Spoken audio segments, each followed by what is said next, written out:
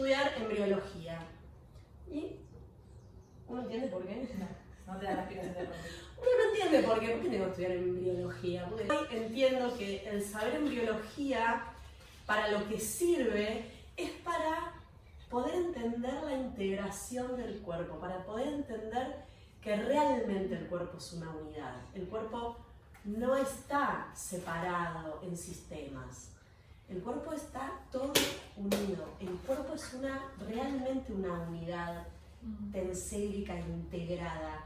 No, una cosa no ocurre sin la otra. Y es muy maravilloso cuando te cae la ficha de eso. Y cuando podés entender por qué la piel tiene que ver con los pulmones, o por qué esto tiene que ver con aquello. Empezás a entender que desde la embriología hay una conexión que es directa. Directa, sí, tiqui, tiqui. Estas dos cosas derivan de lo mismo, vienen del mismo lugar. Simplemente que eran hermanitas y una se fue para allá y otra se fue para allá, pero en realidad misma célula madre está trabajando en dos lugares distintos. Entonces, tener esa visión del cuerpo ayuda mucho a integrar el cuerpo, a entender realmente cómo todo está conectado. Por eso me interesa un montón mostrárselo, porque aparte es mi flash. ¿Quieres compartir tu flash? Y quiero compartirles el flash. La mujer todos los meses ovula, ¿sí? Acá está el ovocito saliendo de la trompa de falopio, ¿sí? Sale el óvulo por la trompa de falopio y se produce la relación sexual, viene el semen por acá, se mete todo por acá, vienen los espermatozoides, empiezan a entrar, tiqui, tiqui, tiqui, tiqui. Cuando entra uno se produce una reacción química que bloquea y sella a la membrana pelúcida, que es lo que queda ahí. Entra el espermatozoide. Este espermatozoide, ¿sí? es en el varón las únicas células que produce, que tiene solo 23 cromosomas, tiene la mitad de cromosomas que una célula normal. Y el ovocito en su interior también tiene una célula con 23 cromosomas. ¿Sí? Es como si fuera media célula. Es una rareza en el cuerpo. Es la única célula que genera la mujer con 23 cromosomas, con la mitad de cromosomas de los necesarios para tener el ADN completo. Se juntan, ¿sí? Y forman, ahora sí, una célula, ¿sí? O sea, esa unión hace que estas dos medias células, por decirlo así, se unan y formen una, ¿sí? Con lo cual en el inicio arrancamos siendo una sola célula, ¿sí? Por decirlo así, o sea, la situación arranca con una célula. Y ahí arranca el proceso de segmentación y esta célula se separa, ¿sí? Se empiezan a dividir, ¿sí? Y se separa en dos células que quedan como dos células alargaditas. Después se divide en cuatro. Este dibujo está medio raro, son cuatro, en realidad el dibujito yo lo haría más así, son como cuatro, parecido a como si fueran los gajitos de una mandarinita, ¿no? Ahí otro más, bueno, son cuatro, ¿no? Están acá y se van ubicando como a lo largo. Después de que son cuatro, se dividen en 8, ¿sí? O sea, van cada una reproduciéndose simétricamente, ¿sí? Primero es una, después son 2, después son 4, después son 8, y después viene la parte maravillosa, que es la morita, la mora, la mórula.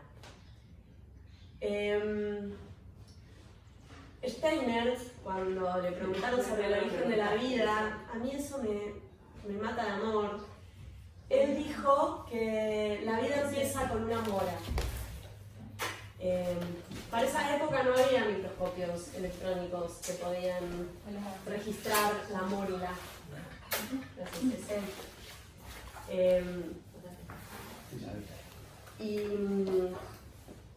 Él simplemente lo visualizó, lo imaginó, le bajó la data, no sabemos, pero... Ahora va a pasar a ver células que van a quedar del lado de afuera y células que van a quedar del lado de adentro. Y esa es la primer diferenciación. ¿Sí? Y ahí es cuando se forman, ¿sí?, lo que le llaman la masa celular externa, que va a ser todo lo que esté en contacto con el exterior, y la masa celular externa, que se le va a llamar embrioblasto, que es las células embrionales. La parte de adentro es lo que va a generar el embrión y la parte de afuera es lo que va a generar la placenta, todo el resto, todo lo que no es bebé. ¿Sí? Entonces, en esa mórula ya adentro está lo que va a ser. ¿Sí? Así que Steiner la vio. No sabemos cómo, pero la vio. Una vez que se desarrolla la mórula y empieza a presionar, toda esta membrana, ¿sí?, que se llama membrana pelúcida, se empieza a desintegrar, empieza a romperse, se empieza como a romper el cascarón, ¿sí? Y lo que empieza a pasar es como acá está como el dibujito de cómo se va, acá ya anda por acá el óvulo, ¿sí?, salió de acá, se va desmembrando esta membrana pelúcida, se rompe el cascarón, por decirlo así, y empieza a entrar líquido de afuera, ¿sí? Entonces, por dentro, estas células empiezan como a organizar, ¿sí? Las células que quedaban por afuera se van expandiendo un poco más porque empiezan a tener más lugar, empieza a entrar líquido y el embrioblasto, estas células que van a formar el embrión, se van a quedar en un polo, que le llaman polo embrionario, ¿sí? Se van a quedar en una parte, ¿sí? Y en el resto empieza a entrar líquido, se genera un espacio de líquido. Y este polo embrionario se va a pegar al endometrio, ¿sí? Y ahí se ve cómo queda pegadito al endometrio, que para este momento está bien cargadito, está lleno de sangre, ¿sí? Se pega en una pared, habitualmente se pega por acá, pero también se puede pegar por acá arriba, por el otro lado, o sea, en alguna parte del endometrio que entró en contacto, ¡puc!, se quedó pegadito el polo embrionario y empieza a haber una comunicación, una conexión con el endometrio. En realidad, estas células necesitan empezar a nutrirse y lo van a hacer con el endometrio de la madre. Empieza a entrar, se mete adentro, se va metiendo de a poquito, ¿sí?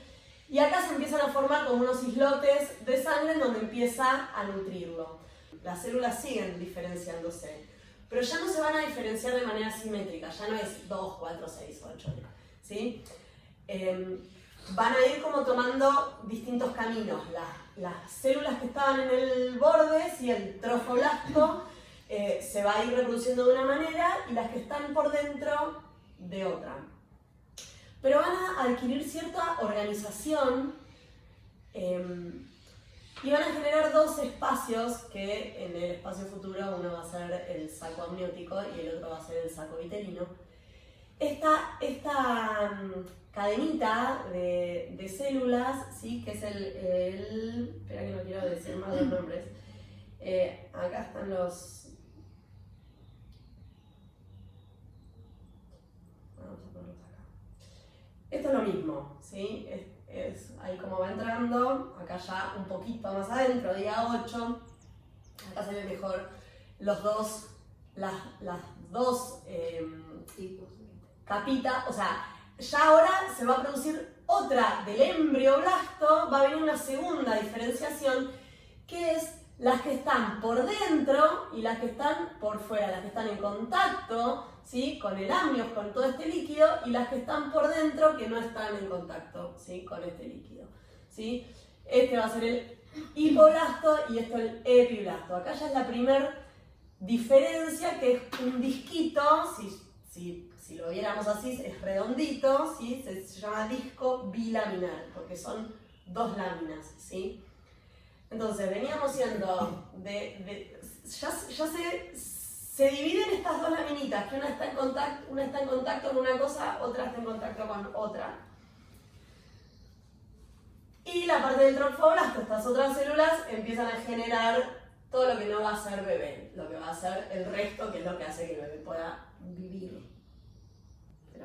Y acá ya entró, esto es todo esto rosita, esto es el endometrio, acá entró. ¿Sí? Acá esto se produce como una cicatrización, listo, el embrión está dentro del endometrio. En esta cicatrización, esto está bueno saberlo, en esta cicatrización muchas veces se pierde sangre porque es una cicatriz. Y como es justo en el día 14, muchas veces esa cicatriz parece que estamos menstruando.